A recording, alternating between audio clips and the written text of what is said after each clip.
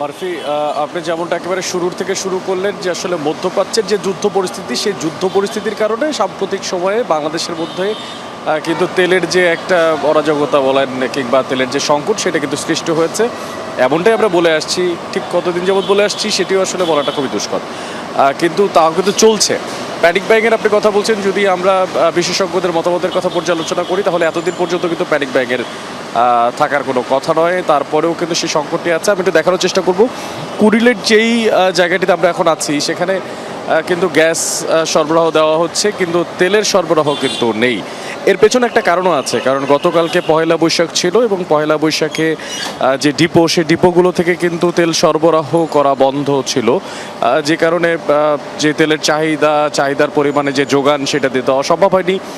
একদিন বন্ধ ছিল এবং পাম্পগুলো প্রায় একদিনের মতো বন্ধ ছিল। আজকে সকাল 8:30 থেকে কিন্তু সেই তেল দেওয়া আবার শুরু করা হয়েছে ডিপো থেকে। অর্থাৎ ডিপো থেকে তেল যদি শহরের মুখে আসতেও হয়, সেক্ষেত্রেও কিন্তু বেশ খানিকটা সময় লাগে, অর্থাৎ ঘন্টা 2-3-এর মতো তো সময় লাগেই। তেলের গাড়ি পুরো লোড থাকে, তো সেটি যখন পাম্পে এসে পৌঁছাবে তখনই আসলে পাম্প সংশ্লিষ্টরা বলছেন যে তেল দেওয়া আবারও তারা শুরু করতে পারবেন। আবার রেশনিং পদ্ধতিও আছে, সেখানে রেশনিং করা হচ্ছে। কিছু কিছু ক্ষেত্রে যে পর্যাপ্ত তেল, সেই তেলটা কিন্তু দেওয়া হচ্ছে না। যেখানে আগে কিনা দেওয়া হতো 18,000 লিটার কিংবা দেওয়া হচ্ছে 13,500 লিটার, সেখানে কিন্তু সেটা রেশনিং করে এখন সে 9,000 লিটার থেকে কিছু কিছু ক্ষেত্রে কিন্তু আমরা জানতে পেরেছি যেমনটা 4,500 লিটার পর্যন্ত দেওয়া হয়।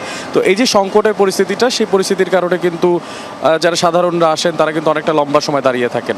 প্যানিক বাইংয়ের কথা বলছিলেন, পাশাপাশি মধ্যপ্রাচ্যের যে যুদ্ধ পরিস্থিতির কথা বলছিলেন, সেটির সঙ্গে সাম্প্রতিক যে পরিস্থিতি তার কিন্তু সম্পর্কটা তেমন একটা দেখা যায় না। তার থেকেও বেশি যেটা দেখা যায় সেটা হচ্ছে নানা ধরনের যে সমস্ত অনিয়ম, নানা ধরনের যে সমস্ত চক্রগুলো গড়ে ওঠে, বিশেষ করে এই সাম্প্রতিক যে কোনো ধরনের মুহূর্তগুলোতে যে সুযোগ নেওয়ার প্রবণতা কাজ করে অসাধু ব্যবসায়ীদের, তাদের যেই যোগান রাখার একটা চেষ্টা থাকে, সেটাও নিশ্চয়ই বিশাল একটা কারণ হয়ে কিন্তু দাঁড়ায়।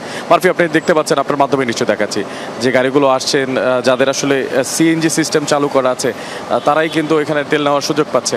আমি একটু যারা তেল নিয়ে যাচ্ছেন তাদেরকেও দেখিয়েছি, পাশাপাশি এর আগেও তেল নিয়ে যারা গিয়েছেন তাদেরকেও দেখেছি, কিন্তু আজকে এখন পর্যন্ত আসলে তেমন চিত্র কোনো পাম্পে এখন পর্যন্ত চোখে পড়েনি। নিশ্চয়ই কিছুক্ষণের মধ্যেই তেল দেওয়া শুরু করা সম্ভব হবে। মারফি।